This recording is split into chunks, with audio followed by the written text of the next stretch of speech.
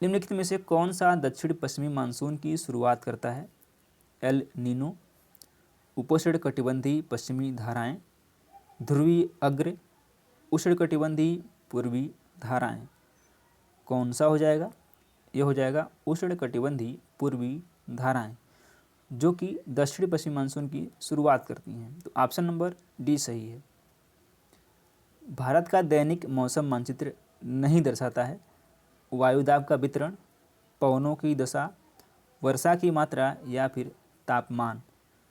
क्या है यह तापमान है। तापमान को यह नहीं दर्शाता है। डी सही है।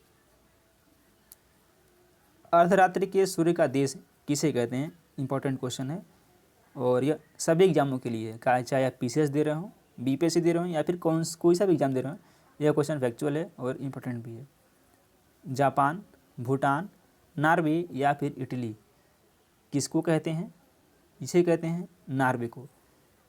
जापान को उगते सूर्य का देश कहते हैं। किसको? जापान को। इसको बोलते हैं उगते सूर्य का देश।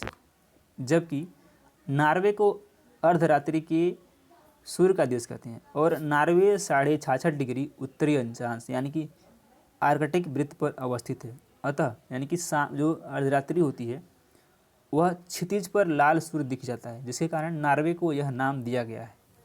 तो सी ऑप्शन सही है। हम्बनटोटा बंदरगाह में चीन की भूमिका के कारण किस पड़ोसी देश के साथ भारत के संबंध तनावपूर्ण रहे हैं? बांग्लादेश, पाकिस्तान, मालदीव या फिर श्रीलंका। यह श्रीलंका के रहे हैं। तो ऑप्शन नंबर डी करेक्ट है। ईगर ज्वारी भित्ति का संबंध किस नदी से है? सेंट लॉरेंस नदी, अमेजन नदी, ट्रेंट नदी या फिर सीन नदी। क्या हो जाएगा? यह हो जाएगा ट्रेंट नदी। तो सी ऑप्शन करेक्ट है। निम्नलिखित में से कौन दैनिक पवन तंत्र है? मानसून पवन, स्थल एवं सागर समीर, ध्रुवी पवन या फिर चिनूक पवन। कौन सा है? यह स्थल एवं सागर समीर है। बी ऑप्शन आराम से सही हो जाएगा। अगले प्रश्न पे आते हैं। हम्बोल्ट धारा प्रवाहित होती है दक्षिणी अमेरिका के पश्चिमी तट के सहारे, दक्षिणी अमेरिका के दक्षिणी पश्चिमी तट के सहारे, ऑस्ट्रेलिया के पश्चिमी तट के सहारे या फिर उत्तरी अमेरिका के पश्चिमी तट के सहारे। कैसे होती है यह होती है दक्षिणी अमेरिका के पश्चिमी तट के सहारे। तो बी ये ऑप्शन सही है। अगले क्वेश्चन पे आते हैं। गल्फ स्ट्रीम और क्यूरोसियो धाराएं किस कारण तेजी से उत्तर की ओर बहती हैं? पश्चिमी तीव्रीकरण के कारण, पूर्वी तीव्रीकरण के कारण, उत्तरी तीव्रीकरण के कारण या फिर दक्षिणी तीव्रीकरण के कारण। बहती हैं पश्चिमी तीव्रीकरण के कारण। तो ये वाला जो ऑप्शन है वह सही है। अब बात करते हैं, एक तरफ दिया स्थलाकृति और दूसरी तरफ दिया उसके जो एजेंट हैं। आइए बात कर लेते हैं। तीक्ष्ण कटक जिसको अरेत भी कहते हैं, यह क्या है? एक हिमानी है। पोलजे क्या है? पोलजे एक भौम जाल है।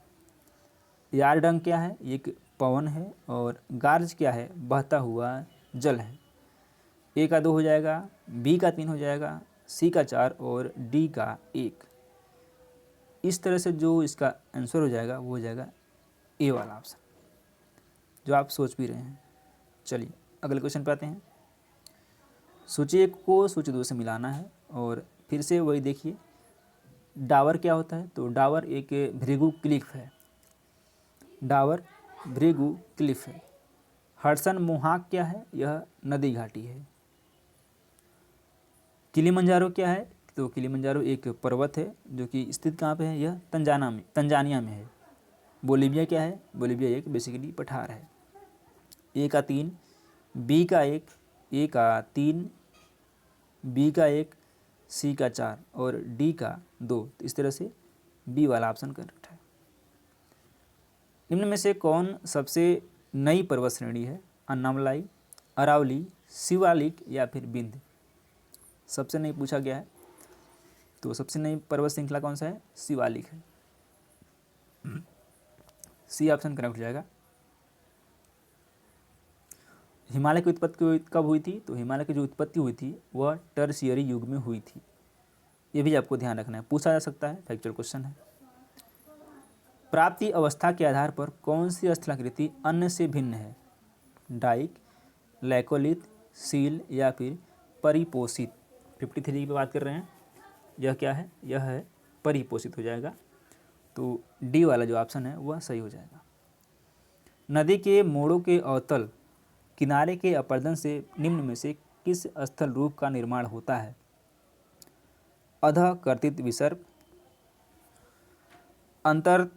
अंतर्गथित पर्वत स्कंध, वी आकार की घाटी या फिर क्षिप्तिका। 54 की बात कर रहे हैं। यह अधः कर्तित विसर्प हो जाएगा। तो ए वाला ऑप्शन जो है सही हो जाएगा। निम्न में से कौन सुमेलित नहीं है? श्रृंगपुच्छ हिमानी, गासी मरुस्थल, अवनमन कुंड नदी, ट्रोम्बोलो कास्ट। पूछा गया है कौन सा सुमेलित नहीं है? तो यह जो हो जाएगा डी, ट्रोम्बोलो जो है ये कास्ट नहीं है। बाकी ये तीन क्या हैं? सुमेलित हैं। तो डी वाला ऑप्शन क्या हो जाएगा? धूमधाम से सही हो जाएगा। अगला प्रश्न लेते हैं।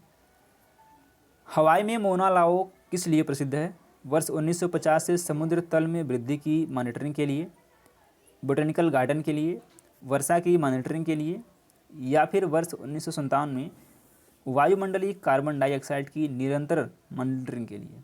56 पे बात करते हैं। यह डी हो जाएगा। 1957 में, सॉरी वह 1975 है। 1975 में वायुमंडलीय कार्बन डाइऑक्साइड की निरंतर मॉनिटरिंग के लिए हवाई द्वीप में मोना लाओ प्रसिद्ध है। जो हवाई द्वीप का प्रमुख ज्वालामुखी है ये 1975 है।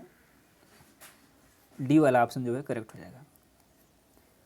निम्नलिखित युग्मों में से कौन सा युग्म सही सुमेलित नहीं है? विसुवियस इटली में है, इरेबस अलास्का में है, कोटोपैक्सी इक्वेडोर में है और मोना लाओ हवाई द्वीप में है। कौन सा सुमेलित नहीं है? 57 की बात करते हैं। जो इरेबस है वह अंटार्कटिका में है, न कि अलास्का में। तो बी वाला ऑप्शन करेक्ट है। बाकी विसुवियस इटली में करेक्ट है, कोटोपैक्सी इक्वेडोर में है और मोना लोआ हवाई द्वीप में है। तो इस तरह से बी ऑप्शन इसका सही है। मोना लोआ एक सक्रिय ज्वालामुखी है। यूएसए का, आ भी गया क्वेश्चन, अलास्का का, इटली का या फिर जापान का। तो अभी आपने यदि ऊपर ध्यान दिया होगा तो कहाँ पे है ये? जो यूएसए में है। ऑप्शन नंबर इसका जो ए हो जाएगा वही करेक्ट हो जाएगा। अगले क्वेश्चन पर आते हैं। निम्नलिखित में से सबसे छोटा ग्रह कौन सा है? बुध, शुक्र, पृथ्वी या फिर मंगल। सबसे छोटा ग्रह पूछा गया है, यह बुध हो जाएगा। बुध जो है सौरमंडल का सबसे छोटा ग्रह है। और सबसे बड़ा ग्रह कौन सा है? सबसे बड़ा ग्रह बृहस्पति है। अगला क्वेश्चन। निम्नलिखित में से कौन सा ग्रह भोर का तारा और सायंकाल का तारा भी कहा जाता है? बुध, शुक्र, मंगल, पृथ्वी। तो हमें बताने की आवश्यकता नहीं है, यह शुक्र है, जिसको मॉर्निंग या इवनिंग स्टार भी कहते हैं। तो बी वाला ऑप्शन जो है भली धूमधाम से करेक्ट है। स्टेरॉइड बेल्ट किन ग्रहों के बीच स्थित है? बृहस्पति शुक्र, बृहस्पति अरुण, बृहस्पति शनि या फिर बृहस्पति मंगल। स्टेरॉइड बेल्ट यह स्थित है बृहस्पति और मंगल के बीच में। तो डी वाला ऑप्शन सही है। अगला प्रश्न और लास्ट क्वेश्चन इस सेशन का। ग्रहों के चारों ओर चक्कर लगाने वाले आकाशीय पिंड को क्या कहते हैं?